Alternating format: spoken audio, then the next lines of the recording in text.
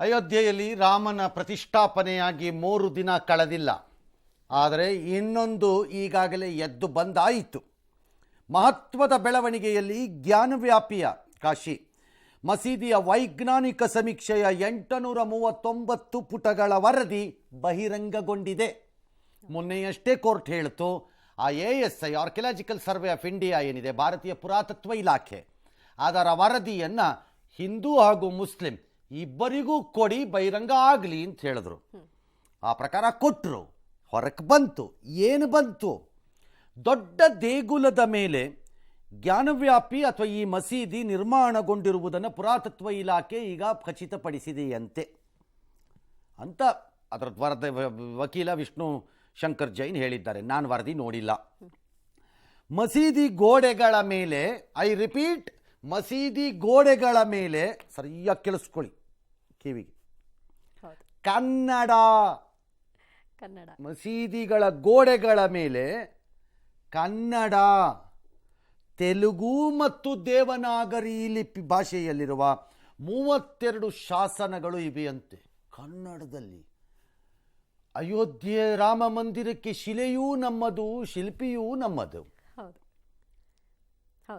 ರಾಮನ ಜನ್ಮಭೂಮಿಗೆ ಇಲ್ಲಿ ಕಾಶಿ ವಿಶ್ವನಾಥನ ಬಳಿಗೆ ಹೋಗೋಣ ಅಂತಂದ್ರೆ ಅಲ್ಲೂ ಕನ್ನಡದ ಶಾಸನ.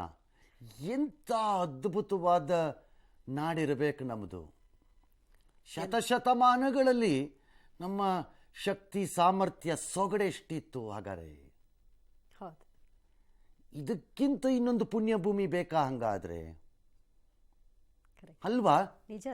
ಎಲ್ಲೋ ನೆರೆಯ ಆಂಧ್ರ ಪ್ರದೇಶದಲ್ಲಿ ಸಿಕ್ತು ಅಂದ್ರೆ ನಮ್ಮ ಸಾಮ್ರಾಜ್ಯಗಳಲ್ಲೆಲ್ಲ ಇದ್ವು ಅನ್ಬೋದು. ಆ ಕಡೆ ಮಹಾರಾಷ್ಟ್ರ, ಈ ಕಡೆ ಆಂಧ್ರ, ಈ ಕಡೆ ಇನ್ನೆಲ್ಲೋ ಅಂತಂದಾಗ ಅನ್ಬೋದು. ಅಥವಾ ತಮಿಳರು ಈ ಕಡೆ ಬಂದಾಗ ಚೋಳರು ಇದ್ರದ್ದೆಲ್ಲ ಇದ್ದದ್ದು ಅಲ್ಲೆಲ್ಲೋ ಇರ್ಬೋದು ಅನ್ಬೋದು. ಎಲ್ಲಿಯ ಕಾಶಿ, ಎಲ್ಲಿಯ ಅಯೋಧ್ಯೆ, ಎಲ್ಲಿಯ ಕನ್ನಡ? 17ನೇ ಶತಮಾನದಲ್ಲಿ ದೇವಾಲಯಗಳನ್ನು ನಾಶ ಮಾಡಿ, ದೇವಾಲಯಗಳನ್ನೋ ಅಥವಾ ದೇವಾಲಯವನ್ನೋ ಈ ಮಸೀದಿ ನಿರ್ಮಿಸಿರಬಹುದು. ಮಸೀದಿಗಾಗಿ ಕೆಲ ಮಂದಿರದ ಕೆಲ ಭಾಗಗಳನ್ನು ಒಡೆದಿದ್ದಾರೆ ಅಂತ ವರದಿಯಲ್ಲಿ ಇದೆಯಂತೆ ವಕೀಲರ ಪ್ರಕಾರ. ಅಗೈನ್ ವರದಿಯಲ್ಲಿ ದೇವಾಲಯದ ಅಸ್ತಿತ್ವದ ಹಲವು ಪುರಾವೆಗಳು ಇತರೆ ಕಂಡು ಬಂದಿವೆ. ಈಗ ಏನದು?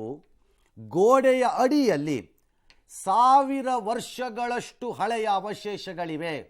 1000 ವರ್ಷಗಳಷ್ಟು ಹಳೆಯ. ರಾಮ ಜನ್ಮಭೂಮಿಗಂತ ಇದ್ವಿ 5 ಶತಮಾನ ಕಾದೆವು. ಇದು 10 ಶತಮಾನ.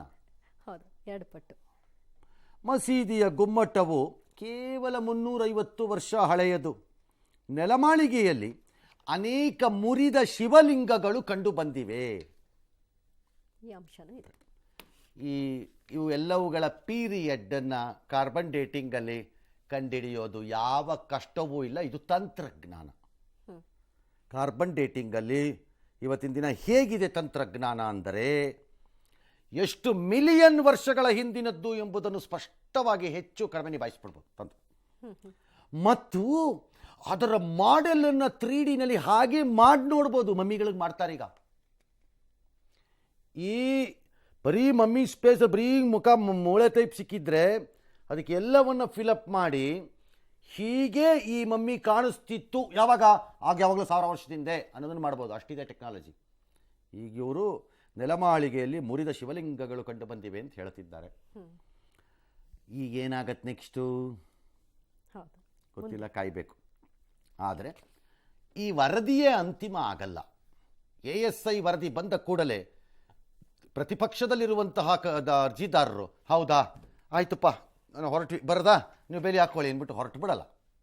ನ್ಯಾಯಾಲಯಕ್ಕೆ ಹೋಗುತ್ತೆ, ವಾದ ಪ್ರತಿವಾದಗಳು ನಡೆಯುತ್ತವೆ, ಚಾಲೆಂಜ್ ಆಗತ್ತೆ, ಬೇರೆ ಬೇರೆ ಕೋರ್ಟ್ಗಳಿಗೆ ಬರುತ್ತವೆ, ಅಂತಿಮವಾಗಿ ಸುಪ್ರೀಂ ಕೋರ್ಟ್ಗೂ ಬರುತ್ತೆ. ಅಯೋಧ್ಯೆ ರೀತಿ ಅಷ್ಟೇ. ನಾಳೆ ತೀರ್ಮಾನ ಆಗಲ್ಲ, ಯಾರೋ ಅನ್ಕೋಬೇಕಾಗಿಲ್ಲ. ಬಟ್ ವರದಿ ಅಂತೂ ಈಗಿದೆ. ಹೌದು. ಈಗೇನು ಹೇಳ್ತಾರೆ ಎಲ್ಲರೂ? ಈಗ ಕಾಂಗ್ರೆಸ್ ನಾವು ನಾವೇ ರಾಮ ಮಂದಿರದ ಬಿಗ ತೆಗೆದಿದ್ದು ಅಂತ ಹೇಳಿದ್ರಲ್ವಪ್ಪ, ಅವತ್ತು ನಾನು ಕೇಳಿದ್ದೆ ಈ ಪ್ರಶ್ನೆನ. ಈಗ ನಿಲುವು ನಿಮ್ದೇನು ಹೇಳಿ ನೋಡೋಣ. ಈಗ ಅಲ್ಲಿ ಮಂದಿರ ಇದೆ ಅಥವಾ ಇಲ್ಲ ಅನ್ನೋದಕ್ಕೆ ಈಗೇನು ಹೇಳ್ತೀರಿ? ತೀರ್ಮಾನ ಏನಾರು ಆಗ್ಲಪ್ಪ ಆ ಕೋರ್ಟಲ್ಲಿ, ನಿಮ್ಮ ಅಭಿಪ್ರಾಯ ಏನಪ್ಪ? ಈಗ ASI ರಿಪೋರ್ಟ್ ಸರಿನಾ ತಪ್ಪ? ಈಗ ಇದಕ್ಕಾದ್ರೂ ರಿಯಾಕ್ಟ್ ಹಾಗಿದ್ರೆ ಒಡೆದು ಹಾಕಿದ ಆ ಕಾಲದಲ್ಲಿ, ಅದ್ರಲ್ಲಿ ಯಾವ ಅನುಮಾನನೂ ಬೇಡ, ಒಡೆದು ಹಾಕಿದ್ದ ಆ ಕಾಲದಲ್ಲಿ ಒಡೆದು ಹಾಕಿದ್ದ ಗಿರಾಕಿಗಳು ಯಾರೇ ಇರಲಿ ಅವ್ರುಗಳು ವ್ಯಕ್ತಿಗಳು ಒಡೆದು ಹಾಕಿದವರು ಮಂದಿರದ ಹೊರಗಡೆ, ಒಳಗಡೆ ಬಿಟ್ಬಿಡಿ, ಹೊರಗಡೆ ಕೆಲವು ಹಿಂದೂ ಸಂಪ್ರದಾಯ ಧರ್ಮಕ್ಕೆ ಸೇರಿದ ಚಿತ್ರಗಳನ್ನು ಅಥವಾ ಸಂಕೇತಗಳನ್ನು ಇಲ್ಲ ಯಾಕೆ ಬಿಟ್ಟರು ಅಂತ ಒಂದು ಪ್ರಶ್ನೆ ನನ್ನ ಬಹುದಿನದಿಂದ ಕಾಡ್ತಾ ಇತ್ತು. ಮುಂದೊಂದಿನ ಈ ತಜ್ಞರೊಬ್ಬರು ಹೇಳ್ತಾ ಇದ್ದಿದ್ದು ಕೇಳಿಸ್ಕೊತಾ ಇದ್ದೆ. ಅವ್ರು ಹೇಳ್ತಾ ಇದ್ರು 2 ಕಾರಣ. ನಂಬರ್ 1, ಆ ದಿನ ಒಡೆದು ಹಾಕಿದಾಗ ಆಯಾ ರಾಜರುಗಳೇನಿದ್ರು ಅಥವಾ ದಾಳಿಕೋರರೇನಿದ್ರು ಅವರಿಗೆ ಮುಂದೊಂದು ದಿನ ಈ ರೀತಿಯ ಪ್ರಶ್ನೆಗಳು ಬರಬಹುದು ಎಂಬ ಊಹೆಯೂ ಇರಲಿಲ್ಲ. ಯಾಕಂದರೆ ನಮ್ಮದೇ ನಿರಂತರ ಸಾಮ್ರಾಜ್ಯ ಎಂದು ಪರಿಭಾವಿಸಿದ್ದರು. ಹಾಗಾಗಿ ಯಾವನ್ ಕೇಳೋನು ಅನ್ನೋ ಒಂದು ಆ್ಯಟಿಟ್ಯೂಡ್ ಇತ್ತು. ನಂಬರ್ 2, ಹೊರಗಡೆ ಏಕೆ ಬಿಟ್ಟಿದ್ದರು ಅಂದರೆ ಆ ತಜ್ಞರು ಹೇಳ್ತಾ ಇದ್ದಿದ್ದು, ನಂದಲ್ಲ ಅಭಿಪ್ರಾಯ ಅಥವಾ ನಾನು ಪಂಡಿತಾನೂ ಅಲ್ಲ ಆ ವಿಚಾರದಲ್ಲಿ. ಇದನ್ನು ದಾಟಿ ಹೋಗುವಾಗ ಈ ಧರ್ಮವನ್ನು ನಂಬುವ ಜನರಿಗೆ ಅವಮಾನ ಮಾಡಲೆಂದು ಮಾಡಿದ್ದನಂತೆ ಅವನು ಅಂತ ಅವ್ರು ಹೇಳ್ತಾ ಇದ್ದಿದ್ದು ಆಥರ್. ಅದು ಏನು ಬೇಕಾದರೂ ಇರ್ಬೋದು. ಈಗ ಮುಂದೇನಾಗತ್ತೆ ಗೊತ್ತಿಲ್ಲ, ಕೋರ್ಟ್ಗೆ ಹೋಗುತ್ತೆ. ಕಾಯಬೇಕು. ಗಣರಾಜ್ಯೋತ್ಸವದ ಹಿನ್ನೆಲೆಯಲ್ಲಿ ಪದ್ಮ ಪ್ರಶಸ್ತಿಗಳನ್ನು ಪ್ರಕಟಿಸಿದ್ದಾರೆ. 34 ಸಾಧಕರಿಗೆ ರಾಜ್ಯದ 2 ಹೆಸರುಗಳಿವೆ.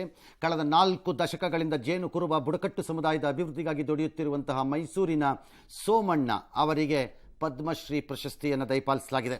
ಇನ್ನು ಪ್ಲಾಸ್ಟಿಕ್ ಸರ್ಜನ್ ಆಗಿರುವ 72 ವರ್ಷದ ಪ್ರೇಮಾ ಧನರಾಜ್, ಡಾಕ್ಟರ್ ಪ್ರೇಮಾ ಧನರಾಜ್ ಅವರಿಗೆ ಪದ್ಮಶ್ರೀ ಪುರಸ್ಕಾರ ಕೊಟ್ಟಿದ್ದಾರೆ.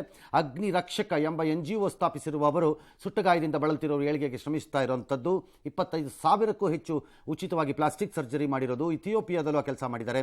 8ನೇ ವಯಸ್ಸಿನಲ್ಲಿದ್ದಾಗೆ ಸುಟ್ಟಗಾಯಗಳಾಗಿತ್ತಂತೆ. ವೆಲ್ಲೂರಲ್ಲಿ 14 ಬಾರಿ ಅವರಿಗೆ ಶಸ್ತ್ರಚಿಕಿತ್ಸೆ ಆಯಿತು. ನಂತರ ಅದೇ ಕಾಲೇಜಿನಲ್ಲಿ ಅವರು ಸರ್ಜರಿ ವಿಭಾಗದ HOD ಕೂಡ ಆಗಿದ್ದರಂತೆ, ಮುಖ್ಯಸ್ಥರಾಗಿದ್ದರಂತೆ.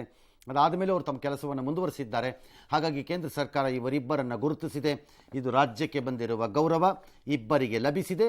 ಒಂದು ಮೈಸೂರಿನ ಜೇನು ಕುರುಬ ಬುಡಕಟ್ಟು ಸಮುದಾಯದ ಅಭಿವೃದ್ಧಿಗೆ ದುಡಿಯುತ್ತಿರುವ ಸೋಮಣ್ಣ ಅವರು, ಇನ್ನೊಂದು ಸರ್ಜನ್ ಸುಟ್ಟಗಾಯಗಳಿಂದ ಬಳಲ್ತಾ ಇರೋರಿಗೆ ಸಹಾಯ ಮಾಡ್ತಿರೋಂತಹ ಪ್ರೇಮಾ ಧನರಾಜ್ ಅವರಿಗೆ. ಅಲ್ಲಟಿ ಮಧ್ಯೆ ರಾಜೀವ್ ಗಾಂಧಿ ಜೋಡೋ ಯಾತ್ರೆ ಪಶ್ಚಿಮ ಬಂಗಾಳವನ್ನು ತಲುಪಿದೆ.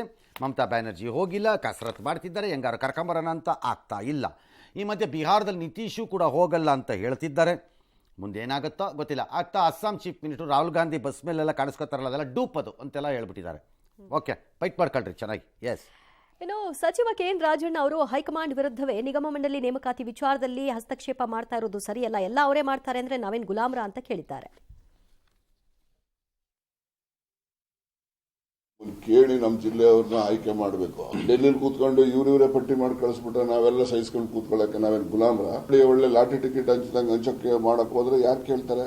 ನಾವು ಅದಕ್ಕೆಲ್ಲ ಸಹಿಸೋದಿಲ್ಲ. ಅವೆಲ್ಲ ಯಾರೇ ಮಾಡಿರ್ಲಿ. ಲೋಕಸಭಾ ಇದ್ರಲ್ಲಿ ಅವ್ರು ಈ ತರ ಮಾಡಿದ್ರೆ ಅವರೇ ಬಂದು ಗೆಲ್ಲಿಸ್ಬೇಕಾಗ್ತದೆ. ಇಲ್ಲಿ ಡೆಲ್ಲಿಯಿಂದ ಎಲ್ಲ ಬಂದು ಅವರೇ ಗೆಲ್ಲಿಸ್ಬೇಕು. ಎಲ್ಲ ಅಲ್ಲಿಂದನೇ ಕೂಡ ಒಂದೊಂದು ಹೆಸರುಗಳು ಹೇಳ್ತಾರೆ. ಕೇಳಿದಾಗ ಇಟ್ಸ್ ವೆರಿ ಡಿಫಿಕಲ್ಟ್.